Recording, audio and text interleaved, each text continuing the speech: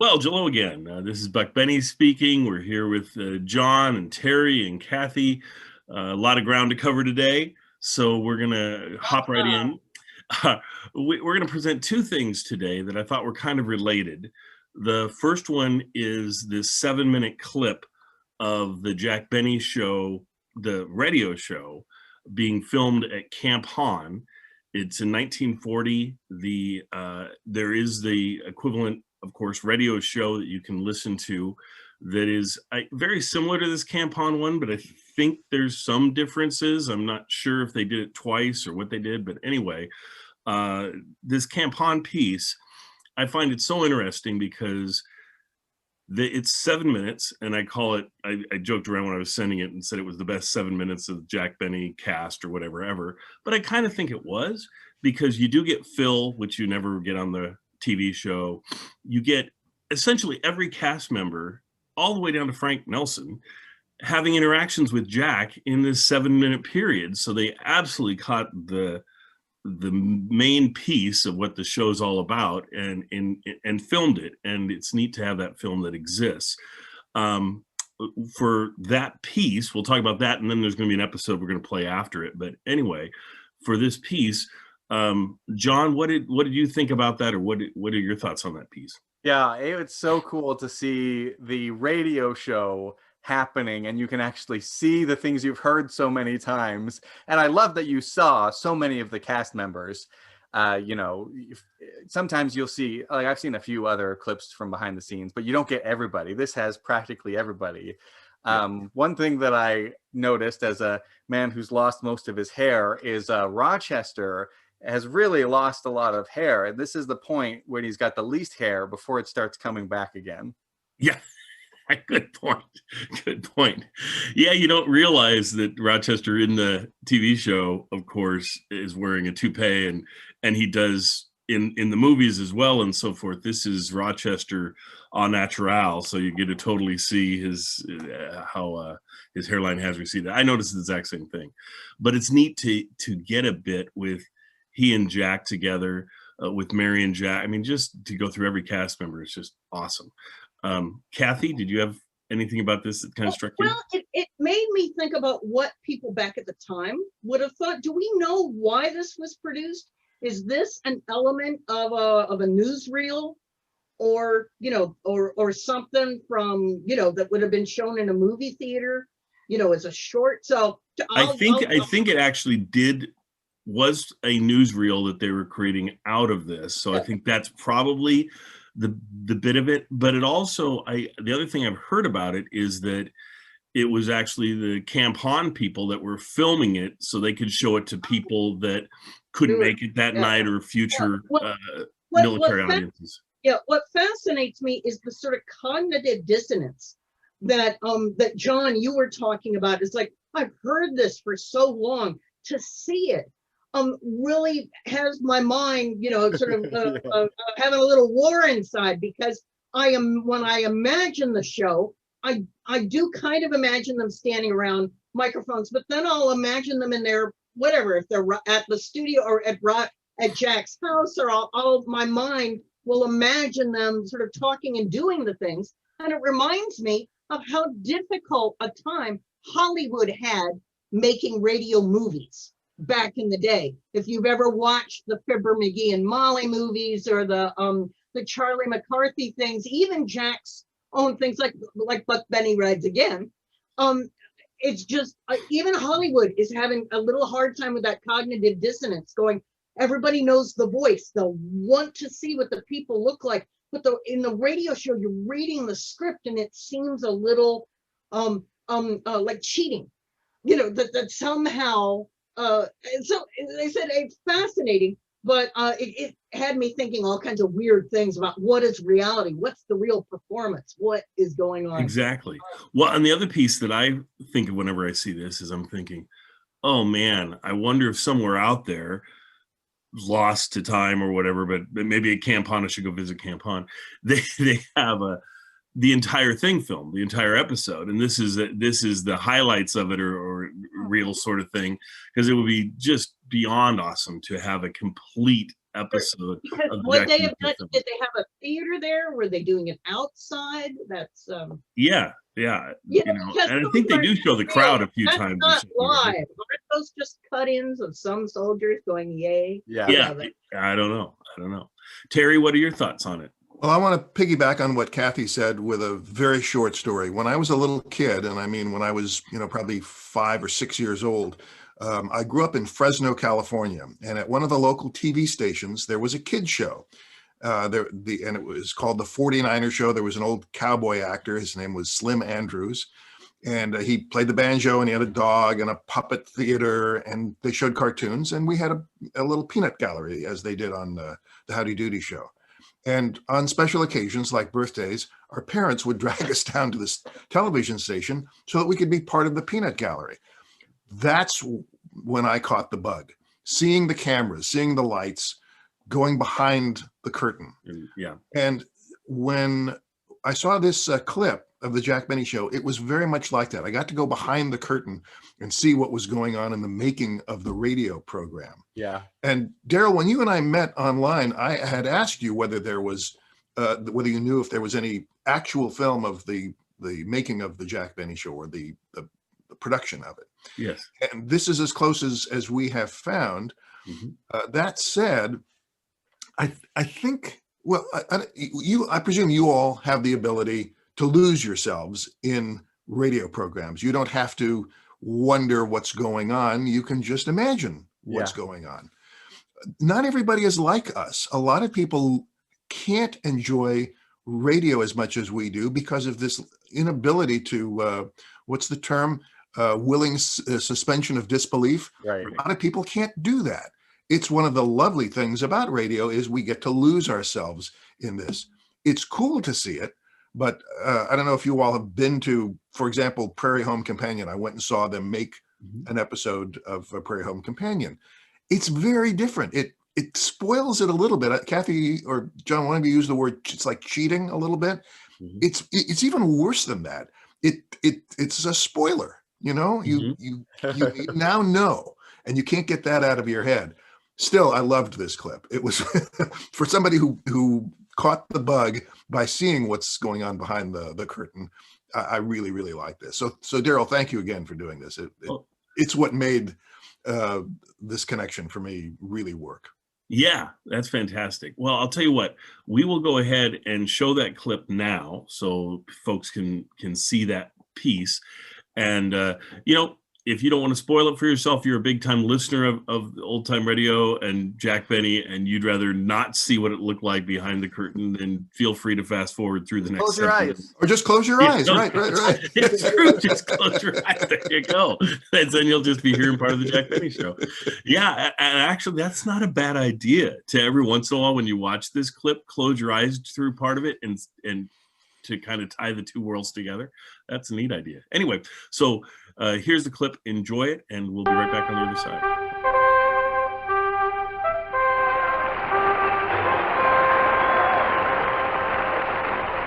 Well, ladies and gentlemen, from Camp Hahn, California, we bring you a man who pedaled here all the way from Hollywood on the rear end of a tandem bicycle, Jack Benny.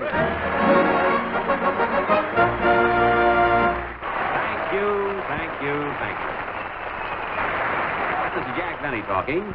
And Don, you can joke about it if you want to, but believe me, a tandem bicycle is the way to travel nowadays. You pull into a service station, the attendant checks your tires, wipes off your goggles, you stick your tongue out at the gas pump, and away you go. You and Rochester were certainly the funniest looking sight along the highway on that two-seated bike. Funny looking? Yeah, Rochester in his chauffeur's uniform, and you in that... Oh, by the way, Jack, what was that weird-looking thing you were wearing on your head? You looked like Buck Rogers. Oh, that. Well, you see, Don, I've got a girlfriend that's a deep-sea diver, and she lent me her helmet to keep the wind out of my eyes. Darn nice of her, huh? My goodness, that's a pretty strenuous job for a woman, isn't it? Oh, she's rugged. Really is rugged. In fact, I took Myrtle. That's her name, Myrtle Minkelhopper. Anyway, I took Myrtle to the wrestling matches the other night, and on the way home in the cab, she won 2 falls out of 3. Hello, Mary. Hello, Jack. Hiya, fellas. Whistle at me like you did outside. You're really popular here, Mary. You got a nice hand. That ain't all they're applauding, brother. Oh, yes, your figure is more alluring than the average top sergeant, I think. Yes, indeedy. Oh, say, Mary, I tried to reach you on the phone early this morning. I was going to give you a lift here to Camp Hahn. I wish you had, Don. I drove in with Phil and the orchestra. They chartered a bus. Oh, the orchestra boys took a bus, eh? Yeah, 18 wolves on a Greyhound. Oh, I'm only kidding, Jack. They behaved like gentlemen. In fact, they rehearsed their band numbers all the way down here. In the bus? Uh-huh. Boy, is my neck stiff from ducking a trombone. Well, you've got my sympathy, Mary. Phil's orchestra blasting away, and you and the driver had to sit there and listen. What driver? He jumped out the window. In Pomona, I know. Oh, he couldn't stand it, eh? Well, who drove the bus, Phil? I mean, who drove the bus? Phil? No, I did. Phil was up on the roof taking a sun bath.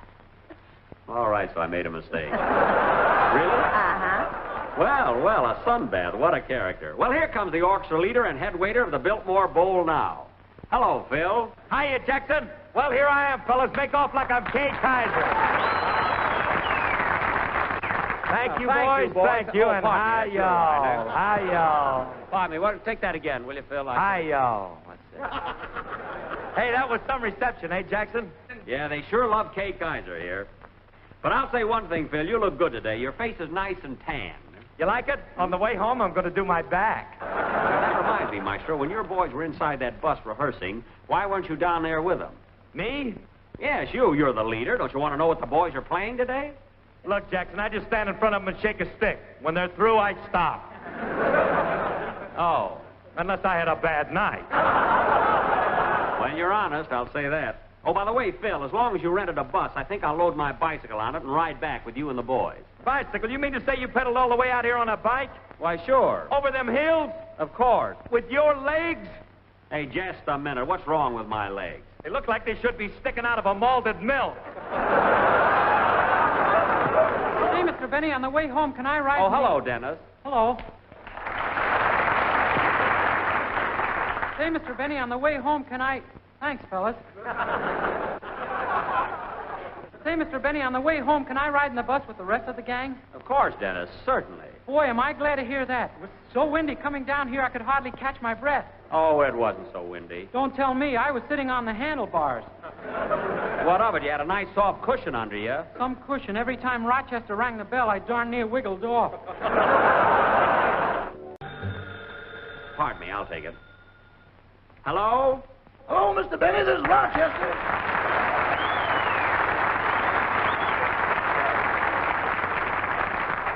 Oh, hello, Rochester. Where are you?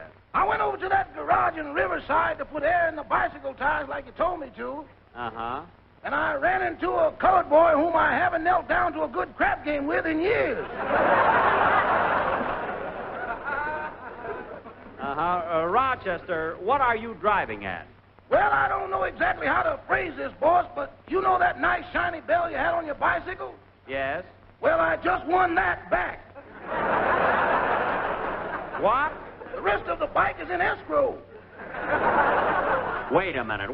Do you mean to say you lost my bicycle shooting craps? Well, I was lucky for the first 3 passes. Lucky, and then what happened? My dice went into a minuet and my opponent became suspicious. Oh, well, I don't care what happened. I want you to go to that garage and tell your friend to give you back my bicycle. Without paying for it? Yes, without paying for it. Now, just grab it. Now, wait a minute, boss. That boy's got a razor that does everything but run out and get the mail. Well, Rochester, what are you scared of? You carry a razor yourself. Yeah, but it's only a Gillette and I'm out of blades. I can't help it. Now, you get that bicycle and come over here to Camp Hahn. Goodbye. Oh, say, boss. What? If I ain't there in a half hour, send a Jeep with a jug of new skin. Okay, so long. Here we are at old Camp Hahn in the state of California. And the guys here are so handsome. Heidi-ho and Ochachornia. So far, nothing. Go ahead, Mary. I met a boy right after lunch. He got me away from the rest of the bunch. He kissed me, then ran like a deer. If he comes back, I'll buy him a beer. That's about the silliest anything you've done this year. When he grabbed me, I near froze, but his aim was bad and he kissed my nose. He kissed your nose? Yes. However, boys, I'm not complaining. He'd only had his basic training. We're glad to be here, old Camp Hahn. Phil and Dennis, me and Don. What about me? And good old Jack, who is our clown man. And Virgil Reimer, world's best sound man. Virgil, you keep out of this. Jerk. The end. And we're back. Look at That's that. so great. I love what that. a great clip. And I was surprised when Frank Nelson shows up right at the end there because I didn't see that coming. I didn't either. Know, like I didn't even. I was thinking at the time, who else can they possibly fit in? And I thought, oh, they missed Frank. And then all of a sudden there's Frank. So I was like, yeah, because you see or you hear Frank Nelson a lot, later on, but I forget that he was there even in the 40s. Right. So it's just the only person they were missing was Mel Blanc. Yep.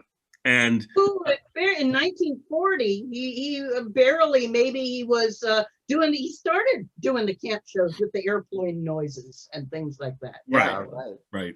If well, only and he wasn't on every episode, so I don't even know. I don't recall whether he was actually on the Camp Hahn episode at all. He probably wasn't. Otherwise, they probably would have featured him in this clip. 1940 was pretty small potatoes. So. Yep.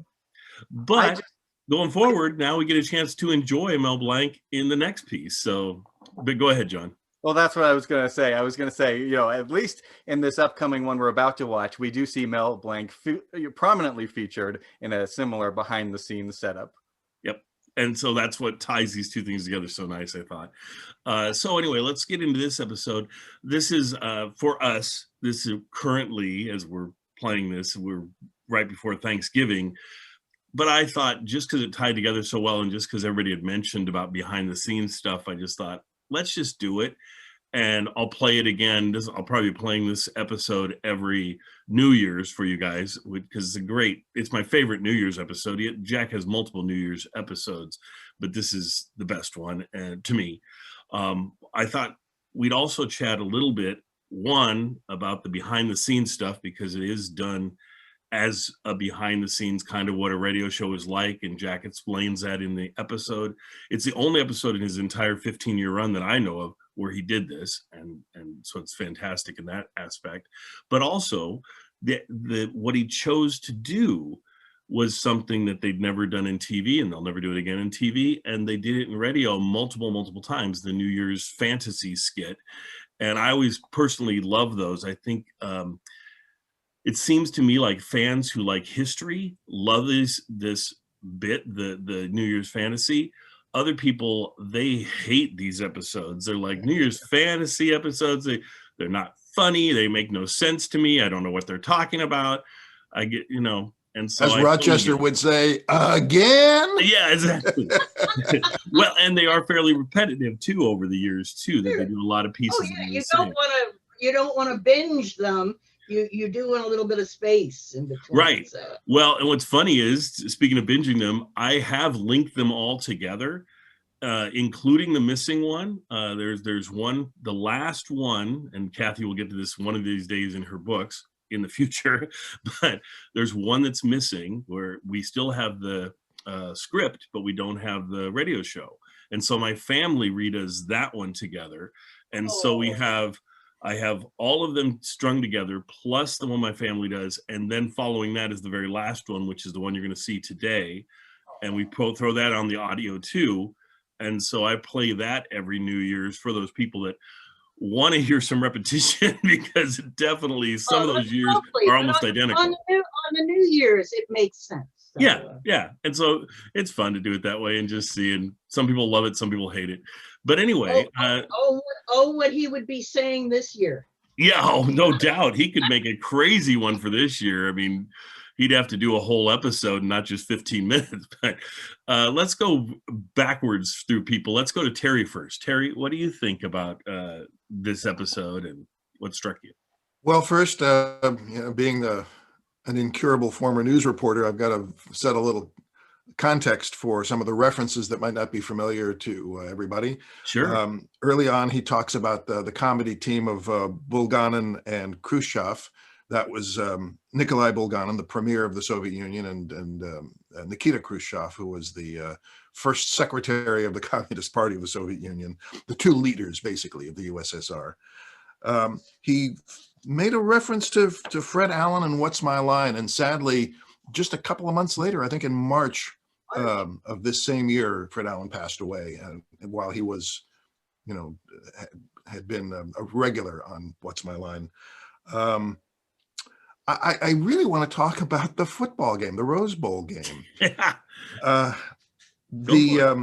So again, just to throw in a little bit of background here, this was Michigan State against UCLA. Spoiler alert, Michigan State won. Final score was 17-14. And the two coaches were two of the most famous coaches in America. But here's my trivia question to you all. What is Red Sanders, the UCLA coach, best known for? Anybody know? Coaching UCLA. That's the second best thing he's known for. Okay. Historically, through history, what is he remembered for? I do not know. Everybody thinks this line was originated by Vince Lombardi. It was Red Sanders who said, "Winning isn't everything, it's the only thing." Oh, wow. Wow. That's pretty cool. That's a great quote. And you hear it all the time. Sorry? And he didn't, and he lost the game. Just a few more names here. John Foster Dulles was the United States Secretary of State at this time, and he did travel a lot, so that's why the airplane reference, airplane joke works. And I don't know if it's even necessary to mention the name Jonas Salk, who is responsible for giving us the polio vaccine, but his name is mentioned in here. Liberace, of course, was a punchline to many jokes in the 50s. Yes. And the last, who is Liberace? Sorry? Who was Liberace? Who was Liberace here? Seriously? A lot of people will ask that, though. That's funny. Yeah, a lot of people, they can look it up. And then finally, I want to mention... He was Elton John's father. That's right. He was the precursor to Elton John. And then finally, we have to pay tribute to Ike, Dwight D. Eisenhower, who was president. And in the New Year's sketch, they mention his health, because he had just had another heart attack, I think not long before this episode, and there'd been some health concerns. They weren't explicit about it. And the last joke that they made about Eisenhower was his golf playing. Now, in fairness, lots of presidents have played golf. Right. Eisenhower was famous for playing golf. Other presidents have become infamous for how much golf they play, but that's what the Ike joke was about. The Ike reference was about. Very good. Yeah, and I think this is a great episode to give people context to understand, because that's one of the things, like I say, when I play the radio shows, they're always emailing me and saying, I didn't get the jokes. I didn't understand, because Jack does a great job of normally staying away from the topical things. And so you get his humor very easily. I mean, I think that's what makes Jack's radio show so successful, even to audiences today. But this particular concept is based on what's happening in the world during that year. And so a lot of people don't get all of it. But I think, man, it gives you a lot of stuff to look up and research and figure out. And so as a historian, like so many of us kind of are, or at least pocket historian, it's wonderful to get these. But John, go ahead. What do you got? I was just going to say, you mentioned that Eisenhower was not well, and apparently he had a massive heart attack in like the fall. And I think it was sort of a time when, you didn't want to be seen as weak and stuff like that. So they didn't release all the details to the public. And it's only later that people found out what had happened. Yeah. Wow. Yeah. We could have had a lot more tricky dick, back in the day. So. That's right. That's right. Well, and in fact, there was a lot of debate over whether within the inner circle about whether Nixon would become acting president while Ike was in the hospital. And it was decided not to. And it influenced Nixon's presidency in that he did not want his vice president to be out of the loop. I don't know how much Spiro Agnew was in the loop, but he came to appreciate how important it was for a vice president to be more knowledgeable than he was. And certainly other vice presidents have been since then. Now, to test people, and because I don't know the answer to this, how long was Spiro Agnew the vice president before Ford became vice president for Nixon? The whole first term, and Yeah. then 1 year of the second term before he Okay. resigned. So 5 years, apparently, basically. Yeah, 5 or 6, because Yeah. as Because he resigned not long before August of Nixon did. 74. Okay. Nixon resigned Right. in 74, and that was in August. I And think it- Agnew also resigned in 74. It was not very long at That's all. right. That's right. Was it for the same reason? Was it why did Agnew step down? Agnew got caught for having his hand in the cookie jar when he was governor of Maryland. He was taking bribes, mostly from contractors when he was, kind of in charge of deciding who got to have state contracts, and he would get kickbacks. And you might say, well, but that happened before the vice presidency. He continued taking money even when he was vice president. Wow. And so they made a deal with him. We can either prosecute you or you can step down. So he pleaded nolo contendere and resigned. The only thing I know about Agnew really is he's funny. He's really funny. And he's on the one of the roasts of Jack Benny, and comes on, and after he's done, almost everybody mentions his bit in going, "Who knew you were funny? Who knew?" So I thought that was great. So if you ever get a chance to listen to the Jack Benny roast, one of them, I can't remember which one, he's on there, and he does a really good job. Kathy, what did you think about the episode? Well, thank you so much for choosing this one, because I've never seen it and I'd really never heard of it. And like I said, when I was working on the radio stuff, I very deliberately didn't watch any television shows because I didn't want this cognitive dissonance we were talking about knowledge of the later bleeding into the earlier. But I couldn't help all my knowledge of the earlier bleeding into this later episode, and I found it fascinating. It's very liveness, because I don't know when I'd heard Jack make more errors. He's stumbling and stuttering, that's in a way that, because of how much on the radio show, he always, ran, down his cast for, we only had one rehearsal, and quit making those mistakes, and how they loved to jump on him whenever he made the least little error. Here, he was sort of stuttering all over the place, but I thought it was kind of sweet. To briefly mention how much the Rose Bowl game was kind of like the national football game. And I think Jack thought so. All through the radio years, he was very much about Rose Bowl, and his team was UCLA. And, and for the rest of the country, I think it sort of helped make people think that, this is before the NFL. Yeah. That, that UCLA was like one of America's teams, and that the Rose Bowl was the biggest football, championship of the year. So I appreciated him paying attention to the Rose Bowl. And the last thing, well, other than, was that a midget? That little boy who could read the page. So I love the little boy, but it was also the cognitive dissonance of seeing Jack play his old hillbilly character. I've never seen, he plays so few character voices. Correct. But to see our handsome young Jack with that voice I've been hearing since the early 30s, when he does either the hillbilly or old man time or whatever. Right.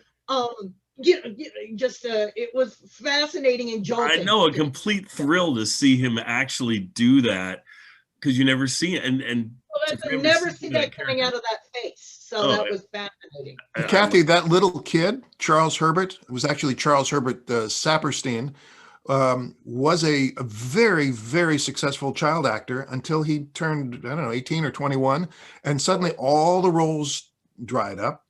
And for all those years that he made all this money, nothing was left. His parents took it all, they spent it all, and they had the legal right to do it. But that's one of the cases. He was one of the people who led to the creation of laws to protect child actors. Yeah, which I'm so glad those laws exist, because that's the story over and over again with tons of child actors. Yeah. Yeah. Does anybody know who the other actor was on that stage? Well, there was Lois Corbett, Don Wilson's wife, who had Mary's role as the wife in the. Which again, this is one episode where I go, come on, Mary. Yeah.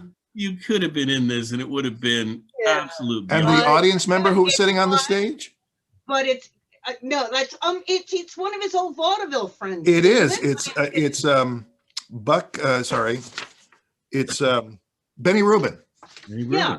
Okay. Excellent. Yeah. And Benny Rubin had been in a number of the radio episodes for sure. Right. An old vaudevillian. You're right. You know, he's known. Benny Rubin's been around forever, doing the. You know, I don't know. I don't know. That's right. That guy. Well, let me go back to John for a minute. So, John, what do you think of these of the whole fantasy skit things? Do you enjoy them? Do you find them to be so out of character for the rest of the show that it doesn't work? I'm just curious because some people, like I say, love them, people hate them. So, I don't love them, but I don't hate them either. They're fine. As far as listening to them on the radio, but it's the kind of thing where it's like when you listen to it, you think, well, there's no way they could ever do this on television. So I thought it was amazing and genius to have the idea of like doing a radio show on television and being able to see that. I thought that was great. But my favorite is, of course, the sound effects with Twombly, the sound effects man, and watching those sound effects. I was fascinated by that, especially since it matched so perfectly what I'm used to hearing on the radio. Yes. And his timing is just like spot on. So you see the kid who's climbing up the thing or whatever that he's standing on. Yeah. But he's doing the sound effects of him walking in the door, and it's timed so well that I thought it was awesome. The only thing is, I didn't see the sound of the clock. I was curious how they did the sound of the clock. Yeah. But other than that, you actually saw him physically doing in like an analog way all the different sound effects. It's not even like I've seen with some of the other shows, like a record player where they'll hit the record player. Which I bet he had a gong. A gong, yeah. I'll bet he did. Yeah. So I thought that was the coolest part. That was the best part of the whole show. But yeah. Well, I'd say that part and the whole Mel Blanc piece. I mean, I love seeing Mel Blanc actually do his things and his sound effects and the plane. Didn't he do a plane at one point? Or I think he was pantomiming that, but yes, he did. That makes Benny Rubin go, oh, you got it all over. That's right. Yeah, that was awesome. And Mel Blanc makes me laugh. I love hearing him on the radio and in cartoons and stuff like that. But when I see his face when he's doing it, I can't help but laugh. It's so funny. Well, I just love knowing that he and Jack were friends in real life, and they would go camping, do all sorts of things together, their families and everything. So I thought that's great. And I'd like one shout out to the Sportsman. That was a great commercial. I didn't know what Michigan State's song was, but the ridiculousness of how old college boys were supposed to be at the time. You could just put a sweater on somebody and have them hold the Luckies, and even though it's the end of 1955, the camera work is not very good on this live episode. You would have thought they knew how to find the Lucky cigarette packages when they're running around the. You would think. Around the stage. It never ceases to amaze me how in the 50s they still were working on all that stuff, working all the kinks out. And like you say, you could see that in 50, 51, 52, but you would think by 55 you'd have it down pretty smooth, but no, not really. I also wanted to mention some more of the references. In the episode, they mentioned a couple times the TV show Racket Squad, which was actually a drama. I figured it was going to be like a true crime type thing, but it was a fictional drama about con men and things like that. They mentioned the Ed Sullivan Show, which it was already called the Ed Sullivan Show by this time, which would become like the standard variety show. Right. They mentioned Sir Cedric Hardwicke, who was an actor. Yes. Yeah, actually, they mentioned a number of actors, like all in a row, that were like established actor. They've been acting since like silent film era. There was him. There was Victor Moore. who's from Swing Time and 7-Year Itch, Edmund Gwynn, who's Santa on Miracle on 34th Street, and many, many more. Ethel Barrymore, who's known as the First Lady of American Theater, and Lillian, what is it? Lillian Gish. The queen of silent film. Yeah. So she's the First Lady of American cinema. They're both the First Ladies. Is Lillian Gish the one that always had the kind of bob haircut, what she was known for? No. She looked a little more like Mary Pickford. Oh, okay. Oh, yeah. All those D.W. Griffith films. What that made me think of, John, is that I wonder how close this is to Sunset Boulevard coming out. Because, that's in Sunset Boulevard, Gloria Swanson has her standing bridge date with silent movie has-beens. Okay. And that's what it reminded me of. Okay.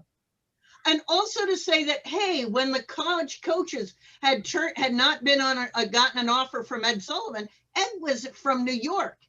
Broadcast from New York, so there's no way the night before the game they could. Yeah, that's true. That is so true.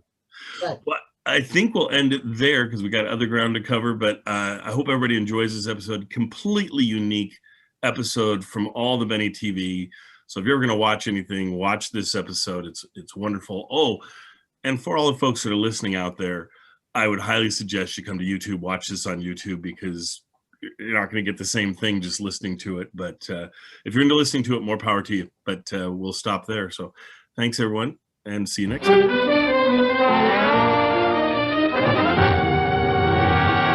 From Television City in Hollywood, the Jack Benny program with the special guests, the coaches of UCLA and Michigan State, Red Sanders and Duffy Doherty. Presented by Lucky Strike.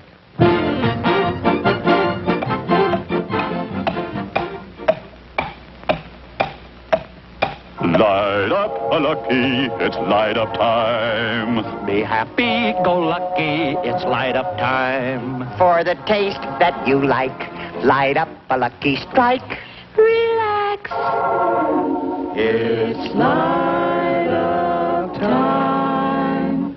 There's a time and place for everything. And the right time for a Lucky is any time you want to enjoy a great cigarette. And the right place for a Lucky is wherever you happen to be at the time. You'll always enjoy Luckies because Luckies taste better. Lucky Strike is made of fine, naturally good-tasting tobacco that's toasted to taste better. Cleaner, fresher, smoother. And that's why Luckies taste better every time. So make your next pack of cigarettes Lucky Strike. You'll find it's the best-tasting cigarette you ever smoked.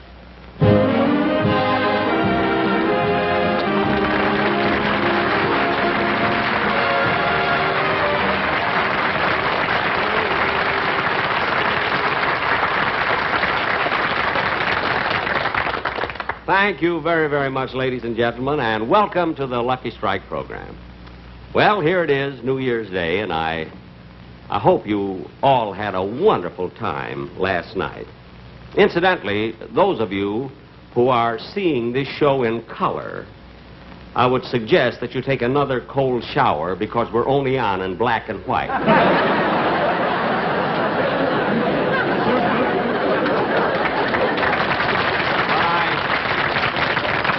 I do want to thank everybody for sending me so many kind, nice messages, wishing me good luck for the new year. And just as I walked on, they handed me a batch of telegrams from fans that I would like to read to you, if I may. Oh.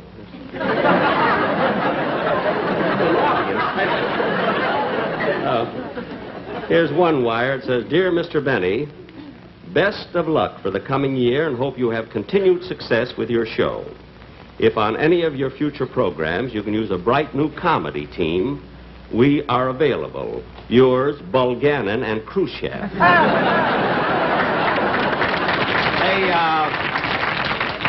They just finished 2 hot weeks at Lowe's, Pakistan. Oh, here's a wire from Fred Allen. It says, "Dear Jack, today the world starts a new year. When are you going to?"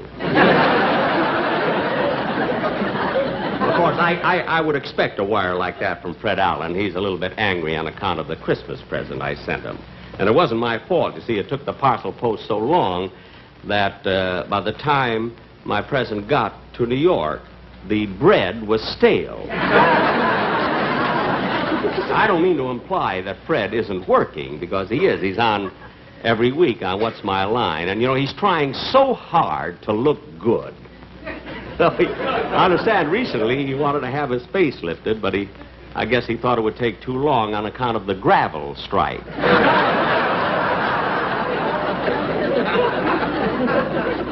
Oh, here's a telegram. It says, "Dear Jack, best wishes to a wonderful guy and a great talent. I hope in the coming year you will find time to star in 3 or 4 pictures for us. Signed, Jack Warner, President, Warner Brothers Studio." After all these years, he wants me back. Well, he'll have to come crawling to me, you know. Well, here's another wire from Jack Warner. It says, "Please disregard my first message. My brothers made me take a cold shower."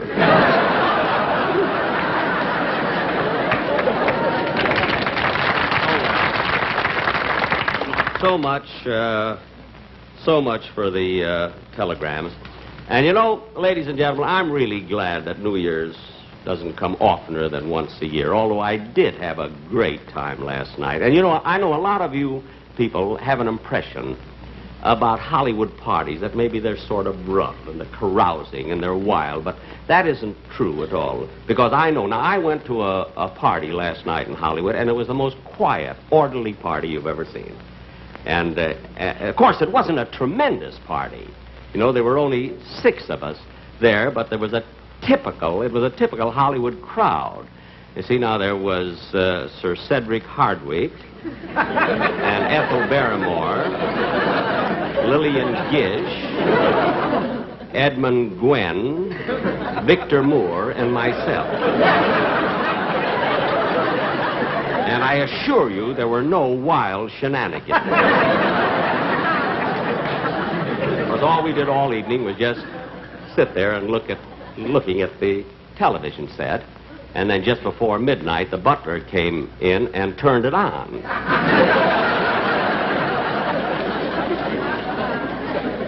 The click was deafening. Well, ladies and gentlemen, anyway, don't believe all these things you hear about Hollywood, you see. Ladies and gentlemen, tomorrow in Pasadena at the Rose Bowl game... What? Telegram for you, Mr. Benny. Telegram. Well, I mean, you could have waited out there. I mean, you could have given me the telegram off stage. No, I couldn't, Mr. Benny. This is a singing telegram. Oh, a singing telegram? Yes, sir. Oh, well, okay, go ahead. Happy New Year! Happy New Year! Happy New Year! Happy New Year to you!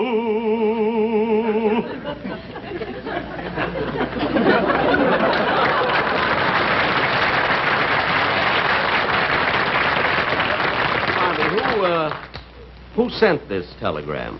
Well, I did. If anybody likes my voice, my agent's number is Crestview, 52414. What a sneaky way to get an audition. 2 weeks ago, I had a ho-ho-ho singer on.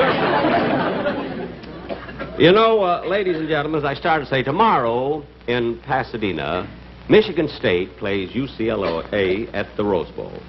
And this will be for probably 100,000 spectators of the game, probably 40 million watching it on television. And I'm a sort of a football fan. I know many of you are, in the audience and those watching. And so we have as our guests these 2 wonderful coaches of these teams. Not only that, but they're very dear personal friends of mine. Mr. Red Sanders of UCLA, Mr. Duffy Doherty of Michigan State.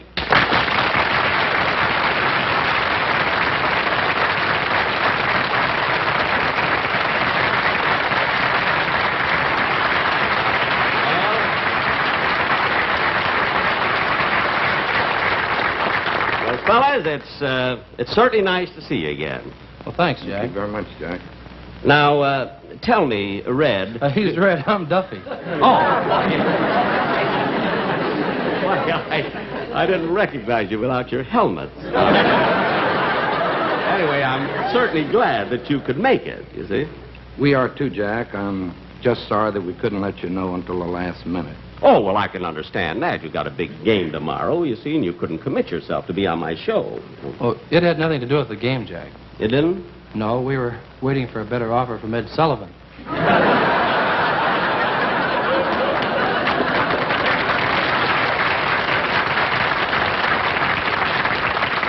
see. And he didn't make the offer, huh? No, he didn't, Jack, and I'm certain if he had, it would have been a better one. Yes. I can understand. Well, tell me, gentlemen, about your teams tomorrow. Do you feel that they're ready for this big game tomorrow? Hmm? Well, I'll say this, Jack, that we've worked awfully hard for this one, and the boys are up, and I think that our overall team speed will pose a problem for Red. Well, now, Red, what do you think will be Duffy's biggest problem at the Rose Bowl? Finding a parking space.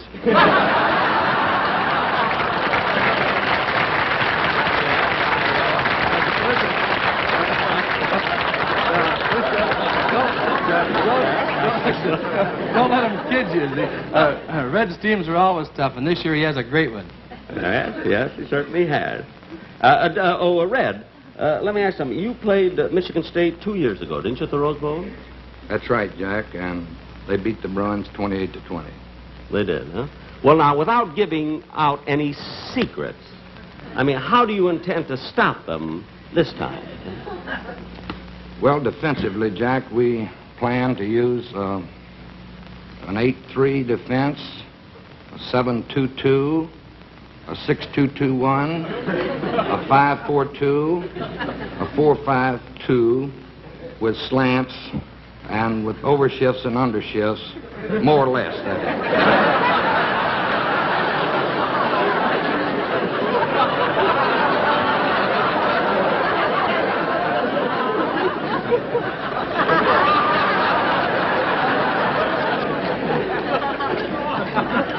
Well, that ought to stop him. Certainly stop me. Oh, that was very simple, Jack. Do you mean that you didn't understand what Red was talking about? No, you see, football today is so complicated. Now, my day, when I used to play football, why, it was much different, much easier, you see. You played football? Yes, I used to play quarterback with the Waukegan Wildcats. And we had a wonderful halfback on that team, that great Indian player, what was his name? Jim Thorpe. No. Hiawatha. We used to play on the shores of Gitchigumi. Now, gentlemen, I know you want to get back to your teams, but I would like to ask you one question. I don't imagine you'd like to answer this one, though. Answer what, Jack? Well, I wanted to ask you about predictions, making predictions about the game tomorrow, and I guess you feel rather shy about answering that one. Oh, no, on the contrary. Red and I have talked it over, and we feel it's childish to be afraid to make predictions. Oh. That's right, Jack. We're ready to go out on a limb with this one. Well, I'm very glad to hear that. Then what are your predictions for tomorrow's game? Huh? Well, we predict that if Michigan State doesn't win, then UCLA will. I see. Unless it turns out to be a tie. Oh. Well, you certainly stuck your neck out. Thanks very, very much.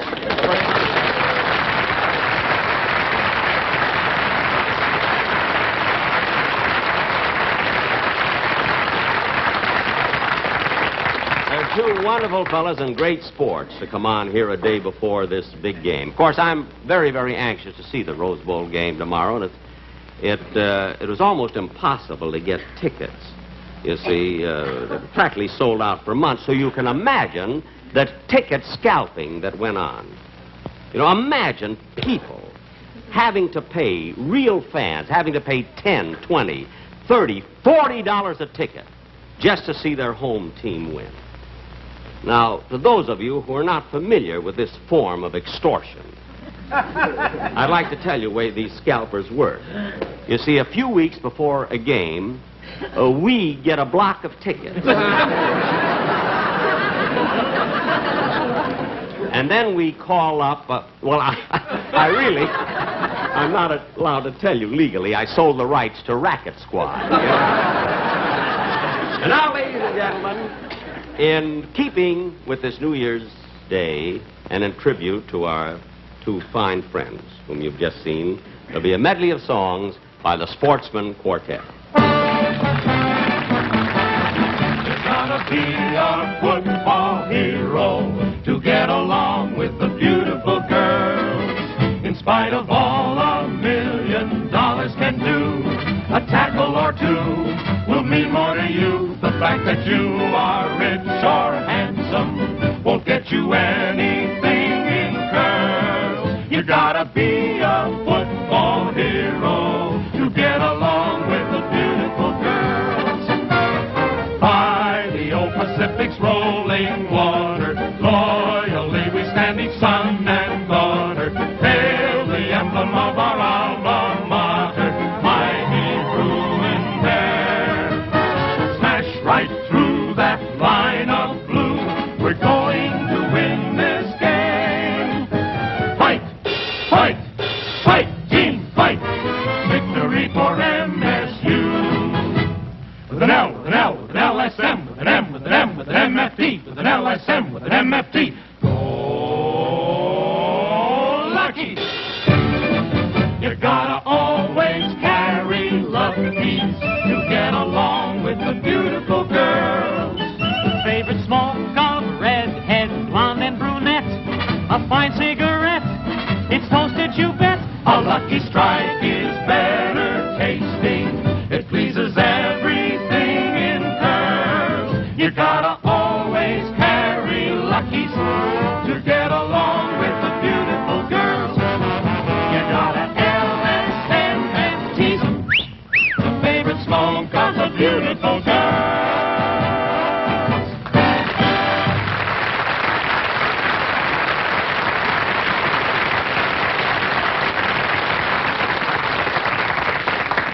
Ladies and gentlemen, as many of you probably know, I was in radio for 24 years. And the last 12 of those years, every year at this time, every season, I always did a New Year's fantasy called The New Tenant. And we've never done it on television. And today, this being New Year's Day, we'd like to show you the way we did it in radio. Now, those of you who have heard us do it on radio, you may get a kick out of watching it. For those of you who have never seen a radio setup, here it is.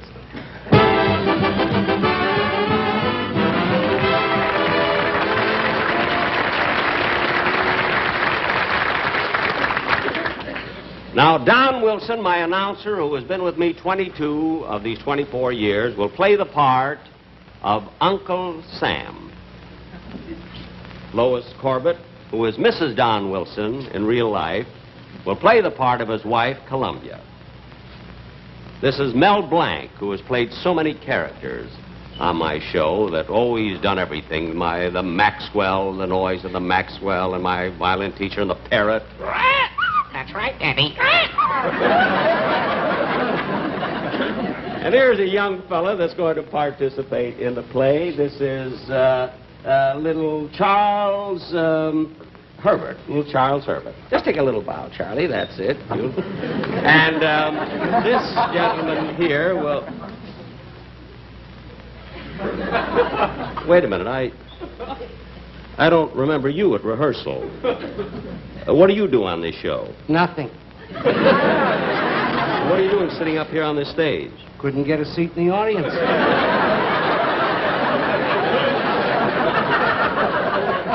Oh, well, I guess I gave away too many tickets. What do you mean, gay? look, just sit there and be quiet. You can watch the show now. Oh, and by the way, ladies and gentlemen, this is Mr. Gene Twombly, who has been my sound man for many, many years.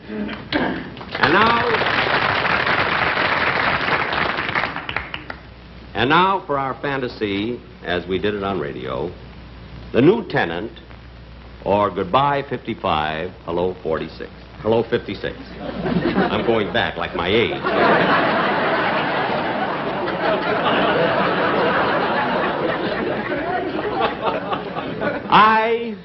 I will play the part of the old year, 1955. Music, please.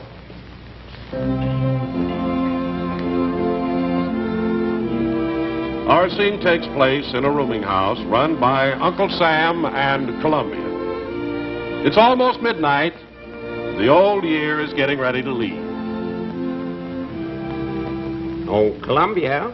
Columbia, What is it, old-timer? can you help me with some of this packing? I got to get out of here and make room for the new tenant. Well, I sure hate to see you go. You know, you've been a pretty good year. Well, thanks. Before I go, Columbia, I want to tell you that I'm mighty proud of you and Sam and your 48 kids. And I hope those new ones you've been expecting arrive real soon. Here are the additional stars to sew on your flag. Oh, thank you. I'll take very good care of... Well, wait a minute, old-timer. You handed me 3 stars. That's right. Hawaii, Alaska, and Disneyland. Now, wait a minute. Disneyland isn't a state? Yes, it is. It's a state of mind. Keeps you young. Now, let's see. What else do I have to take? Come in. Oh, Sam, I've been packing here. Hello, old-timer. Well, I got that list of people you want to say goodbye to. Oh, I've already said goodbye to all of them. Well, how about the last one, John Foster Dulles? Oh, I said goodbye to him this morning, and between good and bye, he flew to Paris and back. He's always going someplace in an airplane. He's the busiest man that I've ever... There he goes again.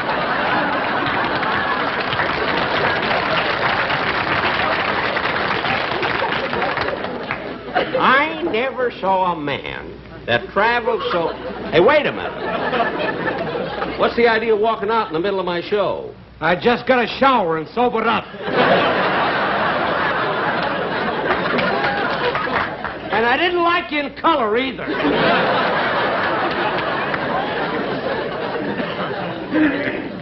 Oh, well. Now, let's see. Oh, yes, before I leave here, Sam, here's something I want to give you. All that money? What's it for, old-timer? Well, next year they're holding the Olympic Games down in Australia, and I want to use this money to send a good team down there. Well, it's sure a lot of dough. Yep. There's $100,000 in that bag and $64,000 in this one. Now, for heaven's sake, take good care of it before some darn fool gives it away on television. Old-timer, you better start closing up your bag. It's getting kind of late. Yep. Haven't much time left.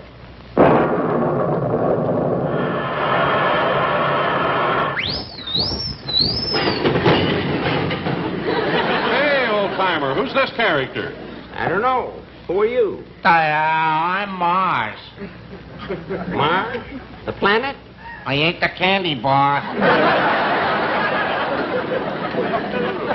Well, it's kind of nice of you to come down and say goodbye to me. Oh, I didn't come to say goodbye to you. You didn't? No, some scalper sold me a ticket to the Rose Bowl game. What? Next week, I'm the technical advisor on Rocket Squad. I know about that. Well, thanks for dropping in, Mars. Yeah, goodbye, old-timer. Doggone, I meant to give him his saucers back, and I forgot all about it. Now, let's see, what else do I have to do? There goes the first stroke of 12. I wonder what's keeping the new tenant. Hey, that must be him now. Come in. Hello. Hello, old-timer. Well, so you're the little New Year. Come on in, son. Come in. Hey, you're a cute little rascal. Thank you. Now, Sonny, you got a big job on your hands, and you're going to be on your own.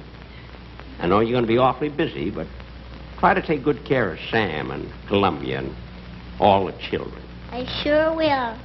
Now, Sam has had disagreements with some of his neighbors across that little pond there, but everything seems to be shaping up better. And you can kind of help things along. I'll do the best I can.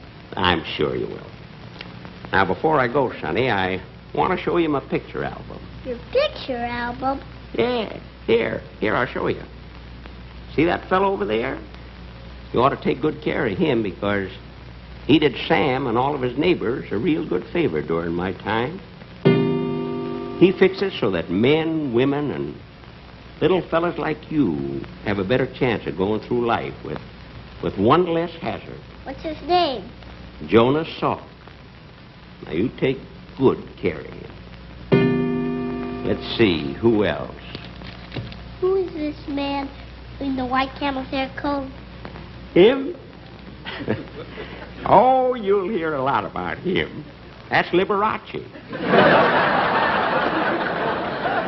He's an entertainer on television. Gee, that's an awfully small piano. Where? That ain't no piano. You're looking at his teeth. Well, that's the last Liberace joke of the year. Now, let's see. What have we got on this page? Say, what's that big building with all the flags on it? That? Oh, I'm glad you asked me about that. You know, that's more than a building, Sonny. That's the heart of the world. That's in New York. That's the other side of Sam's living room there. That's where a bunch of fellas get together and talk over a lot of things they used to shoot about.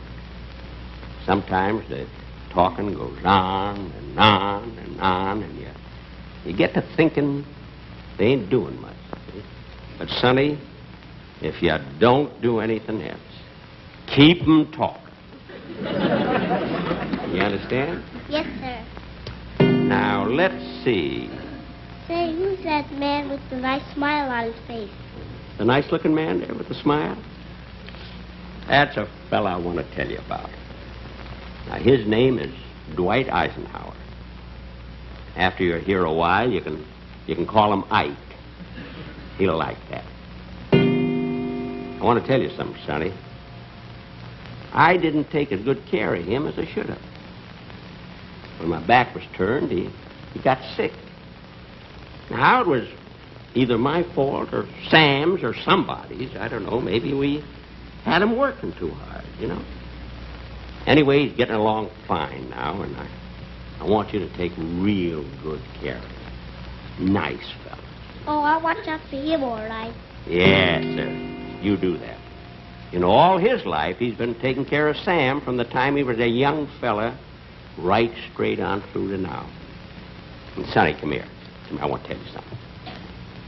You know, he likes to play golf once in a while, see? So whenever he wants to play, you see that he has a nice day for it.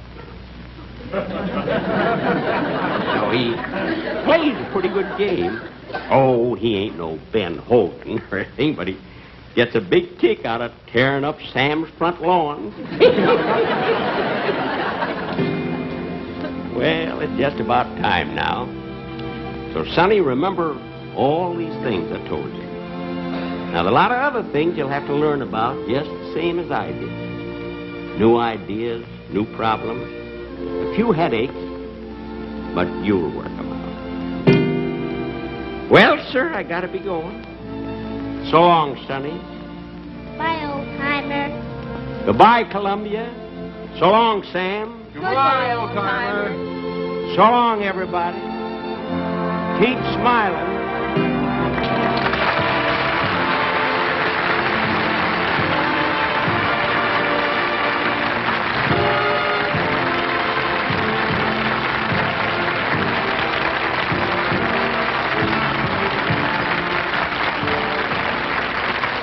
Light up a lucky. It's light up time. Be happy, go lucky. It's light up time. For the taste that you like, light up a lucky strike. Relax.